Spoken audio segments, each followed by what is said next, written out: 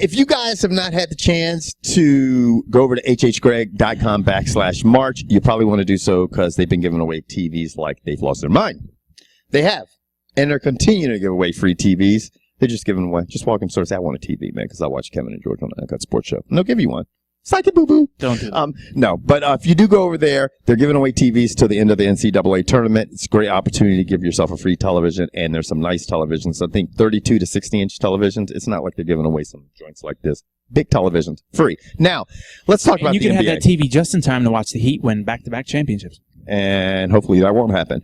But seeing that they just reeled off, a 27-game win streak before they were fucking Chicago Bullseyes. Now, I'm going to be 100% honest because I always am. Mm-hmm. I don't think the Heat could beat the Pacers and the Bulls in the same playoff series, but I think they could beat one of them. Yeah. And the way that, look, it's March 31st. Mm-hmm. We know there's still, a couple more weeks left in the season before we actually get to the playoffs. But right now, Heat are sitting in one, and they would be playing the Bucks. Right, which is great for them. Yeah, that's awesome.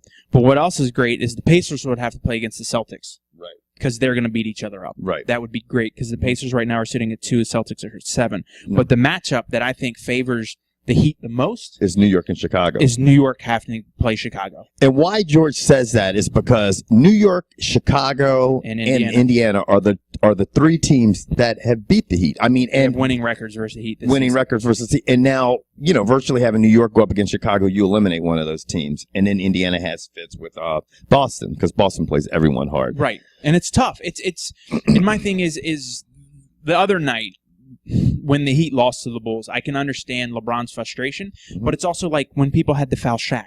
Like, a normal foul to a normal player will do nothing to stop LeBron or nothing to stop Shaq. Right. And rule number 1 in basketball is if the man's coming to the basket, you do not let him get the shot off. Yeah. So that's why Kurt Heinrich literally almost mounted LeBron James and went for a ride. He had to. Yeah, because it's the only way you can stop him. Right. Or you get a real big, like Boozer, who's like 285, just and the clothesline that sucker. Yeah. So I think takes off like the space shuttle. I think it was a mistake for LeBron to come out and say that because now people know how to get under your skin and and disrupt your game. And let me tell you right now, if I'm one of these coaches, I'm looking down at the end of the bench and I'm going to get one of my goons to come in and just foul the dog shit out of you. Yeah, this is a thing too with the Heat, and the one thing that's great about the Heat last year when they went on, the first year they stumbled, then last year they won the championship.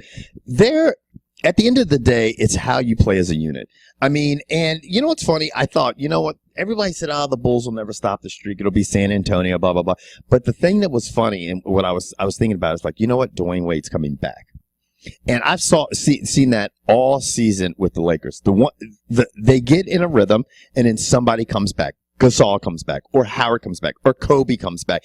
And then it fucks it all up. Right. It's like get back into a rhythm. They get, and the thing is that, go ahead, George, while I try to pull this shit back up. But the thing is that ultimately, at the end of the day, you play as a unit, as a team. And when something comes in, even though they're a great player or whatever, it disrupts what you're used to. And that's why, honestly, I think if the Bulls want to be successful in this playoffs, tell Derrick Rose just to hang out at home. Yeah. Just because right now he's going to mess everything up because they're finding a way to win without him. They're playing staunch defense. They're up in your face. They don't give you any breathing room, and they make in the extra pass on offense, which it's that kind of look no further than the Knicks. The ball goes to Carmelo Anthony, and normally the next place it goes to the rim. Right. So if the ball goes to Derrick Rose, he's probably going to drive through the lane and do a layup. Right now, they're making the extra pass. They're trying to get people out of position, and that's what you have. That's what they did against the Heat. Right. They're making the extra pass, getting guys to run all around the court.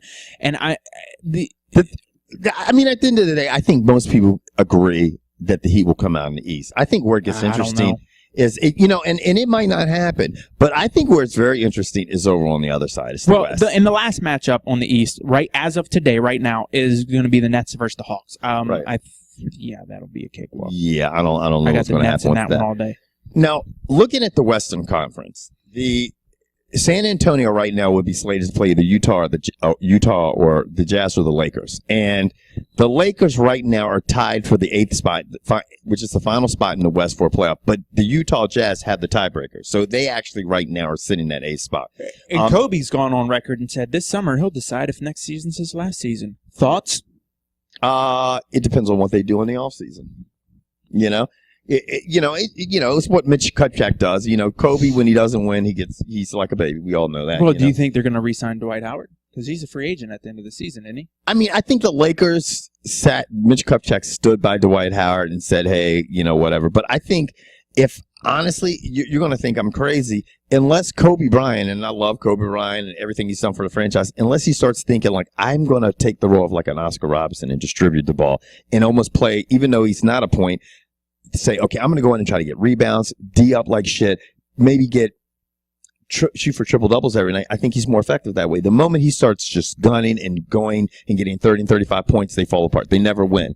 So if Kobe does retire, honestly, at this point in time, or if they take him off that payroll and stuff like this, people might think I'm crazy, but you might see a better Lakers team in a year or two. You know what I mean? Because he's sucking up so much of that payroll. If you want to build the franchise around Dwight Howard, and if you keep Dwight Howard, you have to start looking at Dwight Howard because he's a young player, because he's going to be your main player. That was my main question. That was the question you have yet to answer. What? Are they going to re-sign Dwight Howard? I think they're going to re-sign him. Think so? Yeah, I think they're going to re-sign him because you know what? He showed his vulnerabilities this season. Who's going to sign him now? Who needs him that bad? I mean, and who's going to pay that big hefty fucking check? I mean, he's going to have a new contract. Da what? Yeah, come to the Nets. I sign you. I don't know, man. That fucking. The problem is they tax themselves out with everything, So now look, going on, you got the Thunder who are sitting in the 2 spot. Now, mind you, the Thunder are only 2 games back out of the best record in the West. Right. So they could move into the front spot. They could. They might. But right now, you got the Thunder versus the Rockets, which would be an awesome matchup because then you get to see James Harden try to, seek a little revenge on his ex-team. And I'd love to see the Thunder out. I don't think the Thunder are going to make it to the finals this year, and even if they made it to the finals, I don't think they'd beat any team out of the East. I think the team to watch out for in the West, and who do you have? Who's sitting in the 3rd slot? The Nuggets. The Nuggets. Yeah. I think right now they're the hottest team. I think they arguably could be the hottest team besides in basketball right now. People weren't even paying attention to their streak. And they're going up against Golden State. Yeah. Right as of now. Mm-hmm. And then, to me, unfortunately, I think these next two teams are, I think both these teams got a shot at it, and I hate to see them playing the opening round. And which is the real team out of LA, the Clippers, versus the Grizzlies. Right.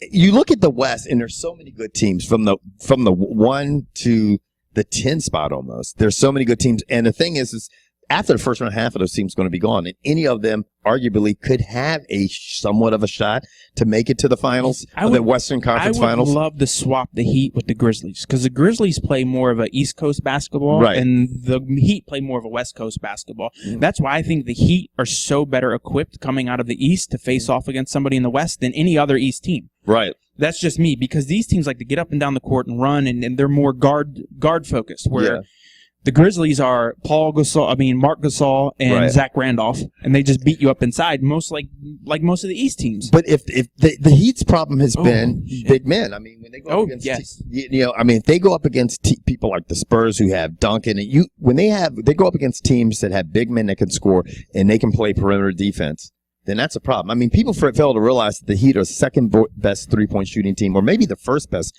three-point shooting team in the league. They nasty. They nasty as shit. Anyway, give us your thoughts. Let us know what you guys think about what's happening as we wind off to the NBA playoffs. And while you're at it, go over to hhgreg.com/March. Free televisions. Out. Fuck your couch. Comical, brash, and sometimes politically incorrect. The UnCut Sports Show. Non-traditional sports coverage delivered the way you like it by your uncensored co-hosts, Kevin White and George Bedford.